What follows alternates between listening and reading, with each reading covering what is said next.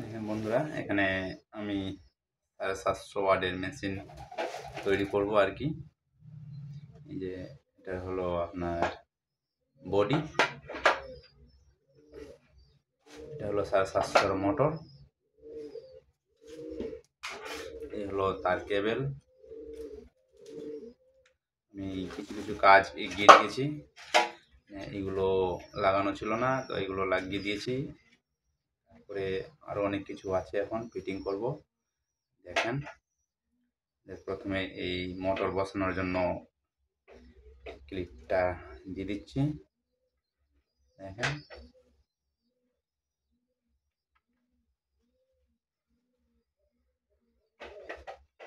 ক্লিপটা দেওয়া হয়ে গেছে। আপনার এই মোটরটা 750 ওয়াটের মোটর,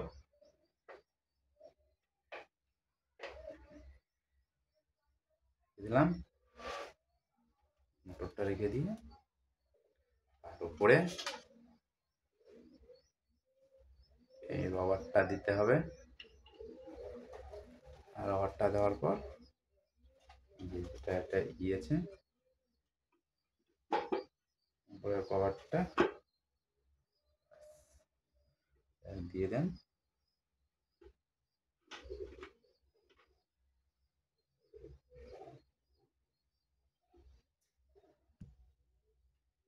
আমাদের এই উপরের এটা বসানো হয়ে গেছে। কভারটাকে এইভাবে উল্টিয়ে দিয়ে এখানে দেখেন 4টা নাট আছে। এই 4খানা নাটটাকে টাইট দিয়ে দিতে হবে ভালো করে।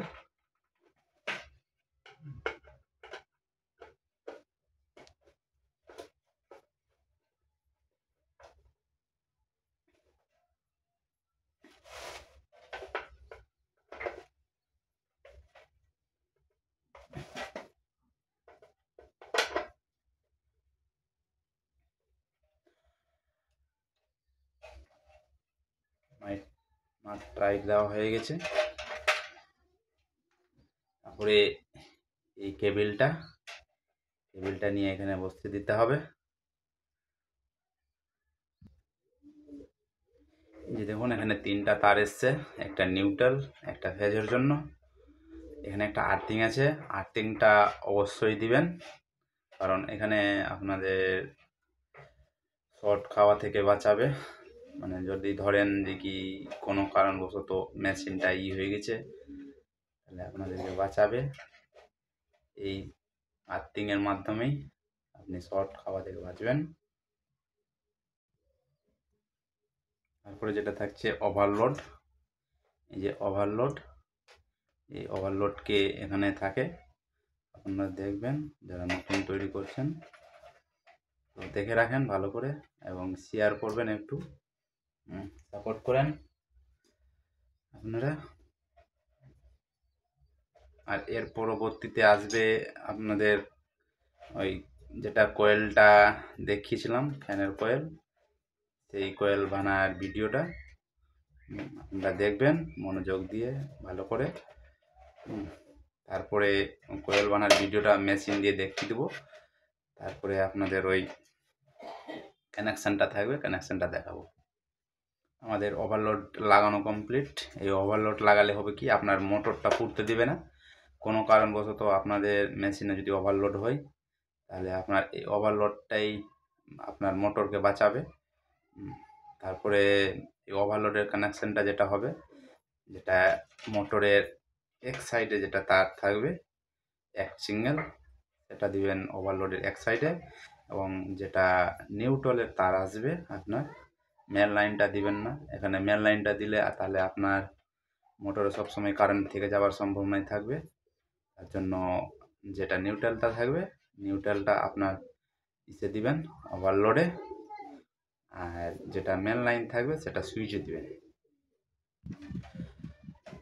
আমার কাছে এখন সুইচ স্টক নাই, তার জন্য সুইচের কানেকশানটা আপনাদেরকে দেখাতে পারছি না। কমেন্ট করবেন যারা দেখার ইচ্ছুক, তাহলে সুইচের কানেকশানটা আপনাদেরকে দেখিয়ে দেবো। তারপরে থাকছে আপনাদের এই ক্যাপ, ফিরকি যাকে বলা হয়, এই ফিরকিটা বুশ ফুরকি, মানে চাপ দিয়ে বসে যাবে।